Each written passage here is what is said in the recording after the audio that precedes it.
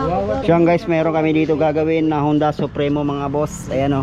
So may dila sa atin mga boss na Honda Supremo. Yung problema ni boss yung kanyang carburetor na pita ng adjuster ng hangin mga boss. Ayan o. So ang nangyari mga kabuknoy, galing na siya ng Unicross. So binato sa atin dito. So di daw kaya gawin yung narrow street na hangin. Yan mga boss. So at saka mataas yung minor nito mga boss. So try natin mga kabuknoy, i-pull out natin tong sa hangin niya. So try natin kung makukuha natin yung minor na sakto lang dun sa kanyang carb. So kalasin ko muna yung tangkit saka yung carburetor mga boss.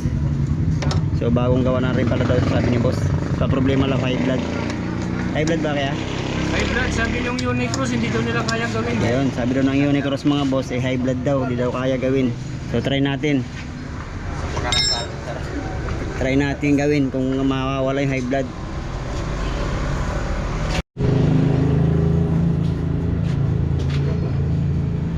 Guys, kinakalas na yung tangke guys. Ano mo chong? Sana may uwan.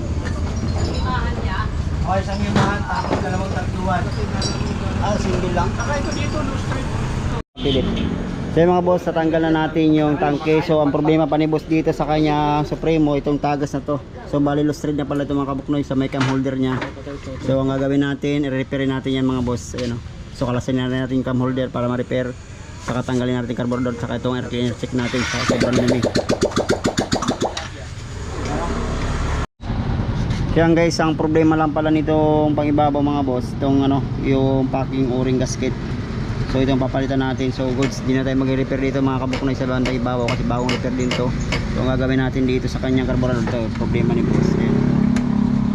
Yeah, so hindi mapihit na. So hindi makuha yung tamang minor dun sa kanyang carburetor mga kabuknoy dahil sa sobrang sira na yung sa may pita ng hangin. So i-pull out muna natin ito mga boss. Yeah, so tanggalin na rin natin ang air cleaner to. Kasi yung air cleaner ito di ko alam kung napaka linis pa.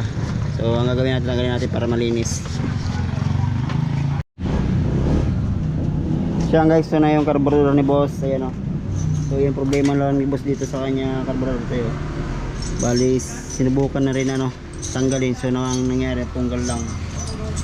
Kaya sipulat muna natin ito mga boss gamit ang 1.8 na barina at saka yung 316. Yun, so barinahan muna natin. So guys, nabarina natin ng 1.8. So i-mix natin yung 316 mga boss. Ayan o. So umpisa natin barinahan ng 1.8. So i-mix natin 316 na barina. Yun, so para dun sa ating carb kit na Supremo. So guys, nabutasan na natin yung 316. Ayan, so i-mix natin yung hand tap natin na 6.0 mga boss. Ayan o. So lagyan natin ng thread. So isalpakan natin yung repair kit na yan. So yan guys, na nakakabit dito sa kanya air cleaner, cross bride na lang kinabit. So goods naman to mga boss, pag wala talaga hanginan lang to. So linisin lang natin mamaya yung loob nito. Yan. So yan guys, so bali nagpalit na rin tayo ng stator mga kabuknoy. Ayan o. So yung stator kasi ni boss, ayan o, sunog na sunog. Yung, so kasi wala na siyang ilaw, napakahina ng ilaw niya. Saka wala na rin supply papunta rin sa stator at saka papunta ang battery mga boss, papunta headlight. So ito na, nagpalit na tayo ng bagong stator. So ito na pala yung carburetor natin na pinalitan. So hindi ko na pinakita mga boss yung pagkabit din sa kanyang repair kit. Isalpak na rin natin mga boss. So salpak na natin yung stator para ma-check na natin kung goods na yung ilaw ni boss. Okay, panda na. Okay, panda mo. So guys, bali nakabit na namin yung stator mga boss. Okay.